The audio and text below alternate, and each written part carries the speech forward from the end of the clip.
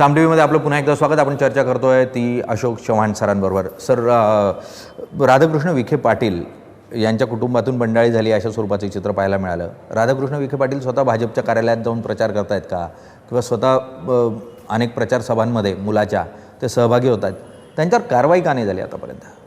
ही सर्व जी काही माहिती मला जिल्ह्यातून येते आहे ती माहिती आम्ही काँग्रेस पक्षाच्या आमच्या अध्यक्ष यांना अवगत केलेली आहे आणि योग्य वेळेस तो निर्णय काय जो घ्यायचा आहे तो घेतला जाईल. तुम्ही मुख्यमंत्री म्हणून या राज्याचा कारभार बघितलेला आहे आणि विरोधी पक्ष नेतेपद यावेळेला पक्षाकडे होतं. असं असताना जितकं प्रभावी विरोधी पक्ष नेतेपद जाणवायला हवं होतं ते जाणवलं नाही आणि त्यातून भाजपबरोबर हातमिळवणी झाली अशी चर्चा ही सातत्यानं 3 वर्ष होत राहिली. मला त्याच्यामध्ये काही तथ्य वाटत नाही. त्यांनी आपापल्या परीने जे काही काम करायचं होतं त्यांनी केलेलं आहे. किती प्रभावी होतो हा कदाचित चर्चेचा विषय असू शकतो, परंतु त्यांनी विरोधी पक्ष नेता म्हणून काम केलेलं आहे. आज प्रश्न फक्त एवढाच आहे, आजच्या स्थितीमध्ये त्यांचा मुलगा भाजपचा उमेदवार आहे आणि अशा परिस्थितीमध्ये त्यांच्यावर सातत्यानं लक्ष सर्वांचंच आहे राधाकृष्णनवर. त्यामुळे काही तक्रारी जरूर येत आहेत, मी काही नाकारत नाही. आणि आलेल्या तक्रारीच्या अनुषंगाने काँग्रेस अध्यक्षांना याची पूर्ण माहिती देण्यात आलेली आहे. योग्य वेळेस निर्णय घ्यावा लागेल. पण म्हणजे फक्त राधाकृष्णन जरी, तुम्ही अब्दुल सत्तार यांनाही पक्षातून आपण बडतर्फ करतोय अशा स्वरूपाची घोषणा केली काल परवाच. मुळात अब्दुल सत्तारांच्या बाबतीत असं काय घडलं होतं की कारण ते लॉयल कार्यकर्ते मानले जातात? अब्दुल सत्तारांना आम्ही उमेदवारी देण्याचा निर्णय घेतला होता. बरं, मग ते जालन्यातून चालेल किंवा औरंगाबादून कुठूनही ते नकार दिला. ते म्हणे मला उभं राहायचं नाही आहे आणि त्यांनी काही नावं सुचवलेली होती, ती कदाचित त्याच्यावर आमचा मतभेद होता. म्हटलं नाही, त्या ठिकाणी काँग्रेसमध्ये असलेल्या लोकांचे जे कार्यकर्त्यांचं मत आहे ते लक्षात घेण्यात आलं आणि शेवटी आम्ही निर्णय घेतला. आणि निर्णय घेतल्यानंतर सुद्धा ज्यावेळेस त्यांनी आरडाओरड सुरू केली तेव्हा त्यांना सांगितलं अजूनही तुम्हाला उभं राहायचं असेल तर उमेदवार अजूनही बदलायला मी तयार आहे. बरं. पण त्यांनी म्हणाले की मुख्यमंत्र्यांना भेटलेलो आहे, मुख्यमंत्र्यांनी मला मदत करायचं ठरवलेलं आहे. यापर्यंत गोष्ट पुढे गेल्यानंतर मग मी थांबण्याचा प्रश्न उद्भवत नव्हता. म्हणजे अशा परिस्थितीमध्ये आपला आमदार मुख्यमंत्र्यांना भेटतो, मुख्यमंत्री त्यांना अनेक पद्धतीने मदत करायची भूमिका स्पष्ट करतात. ते अब्दुल सत्तार मला सांगतात की मुख्यमंत्री, म्हटलं तू काँग्रेसकडून उभं राहा, मी तुला देखील उमेदवारी देतो, उमेदवार घोषित जरी केला ते माघारी घेतो तुला देतो. पण त्यांनी ते ऐकलं नाही आणि मुख्यमंत्र्यांनंतर त्यांच्या वाटाघाटी ज्या काय व्हायच्या झाल्या असतील या सगळ्या पार्श्वभूमीवर मला कुठला उपाय राहिला नाही आणि मग शेवटी मी निर्णय घेतला की त्यांना काढून टाकावं पक्षात. अगदी. पण अब्दुल सत्तार म्हणजे हे अशोक चव्हाण गटाचे अत्यंत प्रभावी असे नेते मराठवाड्यातले ओळखले जात होते. अशोक चव्हाणांच्या पडत्या काळातही ते तुमच्याबरोबर उभे राहिले. मुळात असा एखादी नेता जो आपल्याबरोबर कायमस्वरूपी असतो आणि तो पक्षावर नाराज होतो त्याला प्रदेशाध्यक्ष म्हणून काही अडचणी येतात? प्रदेशाध्यक्ष म्हणून माझी भूमिका इम्पार्शियल राहिली पाहिजे, निपक्षपाती राहिली पाहिजे, ही लोकांची अपेक्षा स्वाभाविक आहे. त्यामुळे मला जरी माझा माणूस जवळचा जरी असला ते पक्ष मला हा महत्त्वाचा आहे आणि अशा परिस्थितीमध्ये मला पक्षावर तडजोड करता आली नाही पक्षाच्या हिताच्या विरोधामध्ये आणि त्यामुळे मी शेवटी निर्णय घेतला काढून टाकण्याचा. सर, सध्या भाजप शिवसेना मोठ्या प्रमाणावर टीका काँग्रेसवर, राहुल गांधींवर करते असं स्वरूपाचं चित्र आहे. पण तुमच्याच काळामध्ये तुम्ही मुख्यमंत्रीपद असताना हिंदू दहशतवाद हा शब्द जो आहे तो चर्चेला आला खूप मोठ्या प्रमाणावर. त्यातून प्रज्ञा सिंग, ज्या साध्वी म्हणून ओळखल्या जातात, त्याही महाराष्ट्राच्याच कारागृहात होत्या. करकरेंबद्दलचा एक अत्यंत गंभीर असा आरोप त्यांनी केला, वक्तव्य केलं. कसं बघतात त्यांच्या वक्तव्याकडे तुम्ही? अतिशय भयानक आहे. साध्वी प्रज्ञा सिंग यांचं जे वक्तव्य आहे ते भाजपच्या विचारसरणीचं प्रतीक आहे. त्यांनी जे सांगितलं करकरेंचा मृत्यू हा माझ्या शापामुळे झालेला आहे, म्हणजे ह्यांना कसाब चालतो का, भाजपची विचारसरणी ही कशा पद्धतीने काम करते आहे. साध्वी प्रज्ञा सिंग हे त्याचं प्रतीक आहे आणि ज्या व्यक्तीला देशातील बॉम्ब ब्लास्टमध्ये नाशिकच्या घडलेल्या प्रकरणामध्ये ज्या अक्युज्ड आहेत अशा व्यक्तीचं विधान, बाबरी मस्जिद पाडण्यामध्ये त्यांचा पुढाकार, ह्या सगळ्या वक्तव्यामध्ये करकरेंच्या बाबतीमध्ये कोणी विचारही करू शकत नाही. देशामध्ये आपले मग डिफेन्स फोर्सेसचे जवान असतील, आपले अधिकारी असतील किंवा आपले पोलीसचे अधिकारी, ATSचे चीफ म्हणून करकरे होते. लोकांच्या मनामध्ये नितांत आदर आहे. त्यांनी आपल्या प्राणांची आहुती दिली, प्राणाची बाजी लावली आणि अतिरेक्यांना खात्मा करण्याकरता ते मागे पुढे जीवावर उदार झाले. त्यांच्या बाबतीमध्ये मी त्यावेळेस 26/11च्या नंतर मी मुख्यमंत्री झालो. तो सर्व कालावधी मी जवळून अनुभवलेला आहे. लोकांच्या तीव्र भावना मला माहिती आहेत. त्याच्यामुळे राष्ट्रभक्ती देशभक्ती काय आहे हे लोकांनी दाखवून दिलेलं आहे. देशासमोर कुठलाही तडजोड आम्ही स्वीकारणार नाही, लोकांची भूमिका आहे.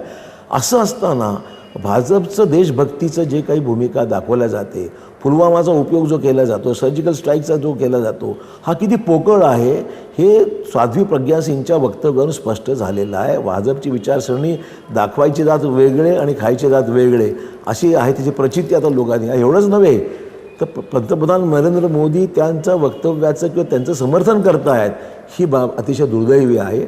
उलट निवडणूक आयोगाने तिची उमेदवार रद्द केली पाहिजे.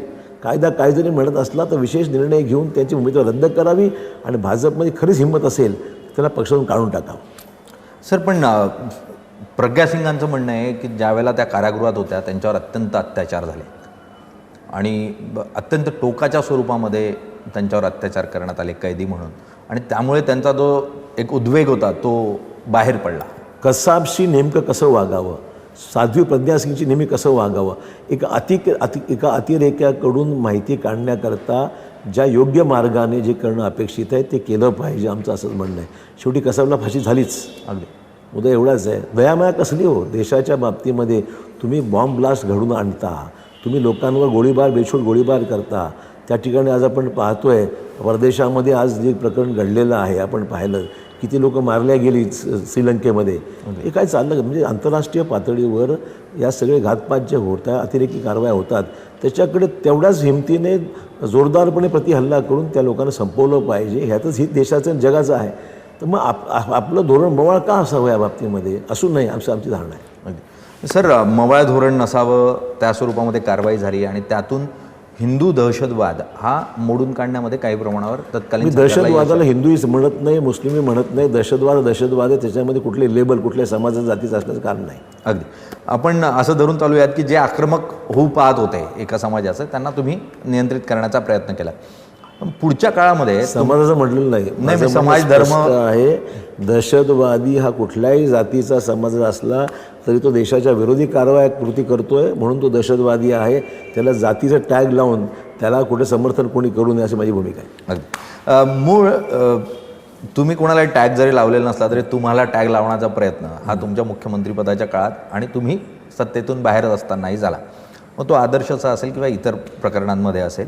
आणि इतकंच नाही, पुढच्या काळामध्ये मग विरोधकांना ईडीची भीती दाखवली गेली, CBIची दाखवली गेली आणि त्यातून विरोधक कमकुवत झाला अशा स्वरूपाचं चित्र उभं राहिलं. तुम्हाला असं वाटतं की ED आणि CBI यातून विरोधकांचा जो एक आक्रमकपणा होता तो कमी करण्यामध्ये सत्ता कमी झालेला नाही, उलट तुम्ही म्हणता ही गोष्ट खरी आहे. भीती दाखवण्याचे त्यांचं जी काही एकंदरीत रणनीती भाजपची आहे ती विरोधकांना संपवलं पाहिजे. वैचारिक लोकांना निर्णय घेऊ द्या. लोकशाहीमध्ये कोणाला निवडून द्यायचं न द्यायचं हा लोकांचा हातातला विषय आहे. निवडणुकीमध्ये लोकांना जे आवडतं लोक त्यांना मतदान करतात. पण हे लोकशाहीच्या रिंगणाबाहेरच विरोधकांना फेकण्याचा यांचा जो प्रयत्न आहे आणि त्यामधून मग सरकारी यंत्रणेचा पूर्ण दुरुपयोग चाललेला आहे. म्हणजे एकतर EDचा चालला आहे, CBIचा चालला आहे, इन्कम टॅक्सचा चालला आहे, पोलिसांचा चालला आहे. या सगळ्या यंत्रणा जणू काही ह्यांच्या स्वतःच्या घरच्याच यंत्रणा आहेत अशा पद्धतीनेचा वापर चालला आहे. आणि दुर्दैवाने अधिकारी घाबरतात, अधिकाराने पटत नाही आहे. पण एवढा दबाव आणि प्रेशर आहे की जर तुम्ही ऐकलं नाही तर तुमच्यावर आम्ही कारवाई करू, तुमच्या बदल्या करू किंवा तुम्हाला नको त्या ठिकाणी तुमची पोस्टिंग करू. हा सगळा प्रयोग सुरू आहे. अशाही प्रतिकूल परिस्थितीमध्ये भाजपच्या विचारसरणीच्या विरोधामध्ये, शिवसेनेच्या विरोधामध्ये आमचा लढा तीव्र राहणार आहे. वाटतं आमचं काही जरी झालं तरी आमची शेवटी तत्त्व म्हणून, काँग्रेस पक्षाची आयडियोलॉजी म्हणून आम्ही यांना घाबरणार नाही. अगदी. पण तुम्ही भाजपच्या विचारसरणीविरोधात, मोदींच्या विचारसरणीविरोधात म्हणून आक्रमक आहात. इतकंच नाही तर ज्या स्वरूपामध्ये दबावतंत्र आहे त्याच्या विरोधात तुम्ही आक्रमक आहात. मात्र जर मराठवाड्यातून, तुम्ही स्वतः मराठवाड्यातून येतात, आज मराठवाड्यातला पाणी प्रश्न बघितला, शेतीचं प्रश्न बघितले, तर यावर पूर्ण या प्रचारसभांमध्ये कुठेही मुद्दा केला गेला नाही असा एक जो आरोप होतोय त्याकडे तुम्ही कसं? नाही, बिलकुल केलेला आहे. कालच मराठवाड्यामध्ये होतो, औरंगाबादलाच गेलो, जालन्याला गेलो आणि काल पुण्यामध्ये होतो, साताऱ्यामध्ये गेलो होतो. दुष्काळाचा विषय जोरात घेतलेला आहे. म्हणजे दुष्काळाची फक्त औपचारिकता नावाला पूर्ण केलेली आहे. दुष्काळ घोषित केला, पण दुष्काळानंतर घोषणा झाल्यानंतरची लोकांना मदत करायला पाहिजे. प्यायचं पाणी अनेक ठिकाणी नाही, टँकरची उपलब्धता अनेक ठिकाणी केलेली नाही आहे, रोजगार हमीची कामं राज्यात अनेक ठिकाणी सुरू झालेली नाहीत, हाताला काम नाही आहे. त्यामुळे दुष्काळ हा मेजर मुद्दा आहे. हा प्यायला पाणी नाही. आज फक्त निवडणुका सुरू आहेत, कोणी पाण्याचं बोलायला तयार नाही. गावात जा, टँकर नाही साहेब, प्यायला पाणी नाही, विहीर अधिग्रहण केलेली नाही आहे काही. म्हणजे लोकांचा जो काही आक्रोश आहे तो आता या सगळ्या निवडणुकीमुळे पाहायला मिळतो आहे. आणि लोक सरकारच्या बाबतीमध्ये तीव्रपणा दाखवत आहेत, नाराजी मोठी आहे. लोकांचं म्हणणं यांनी फक्त घोषणा औपचारिकता केलेली आहे, पूर्ण दुष्काळ घोषित करण्याची, नंतर काही नाही. कर्जमाफीचे पैसे अजून लोकांना पोचलेले नाहीत, अजूनही त्याचे म्हणजे जुनं कर्ज फिटलेलं नाही, नवीन कर्ज मिळत नाही. एवढी वाईट अवस्था शेतकऱ्याची झालेली आहे. मुळात एकीकडे भाजप राज्यामध्ये प्रचार करत असताना पवारांवर टीका करताय आणि थेट मग गांधी कुटुंबावर टीका करताय, अशा स्वरूपाचं चित्र तयार झालं. किंवा तुमच्या मतदारसंघामध्ये तुम्हाला ते टार्गेट करताय, अशा स्वरूपाचं चित्र तयार झालं. मुळात का म्हणून फक्त गांधी कुटुंबाला या पूर्ण प्रक्रियेमध्ये टार्गेट होताना आपल्याला पाहायला मिळत आहेत? का म्हणून गांधीच फक्त चर्चेचा मूळ मुद्दा झाला आहे? त्यांना दिसतं आहे की मोदींना पर्याय हा राहुल गांधीच असू शकतो. गांधी परिवारच हा ज्यांच्या बाबतीमध्ये पूर्ण देशामध्ये एक सहानुभूती आहे, लोकांच्या अपेक्षा आहेत, त्यांच्या कुटुंबातल्या अनेक सदस्यांचं त्या ठिकाणी, मग राहुल गांधी असतील, राजीव गांधी असतील, इंदिरा गांधी असतील, देशासाठी आपले प्राण अर्पण केले. दहशतवादी विरोध लढता लढता त्यांनी आपलं प्राणसुद्धा दिले. तर लोकांच्या मनामध्ये इंदिराजींची छवी आजही कायम आहे. प्रियंका गांधींना पाहिल्यानंतर लोकांना इंदिराजींची आठवण येते की ज्या पद्धतीने इंदिरा गांधींनी कणखरपणे देश चालवला, राज्य केलं, देशाला खूप ताकद दिली, आंतरराष्ट्रीय फोरमवर सुद्धा देशाची खूप त्या ठिकाणी उंची वाढली, भरपूर कामं इंदिराजींनी केली होती. तर मला वाटतं की प्रियंका गांधींना पाहिल्यानंतर लोकांना इंदिराजींची आठवण येते.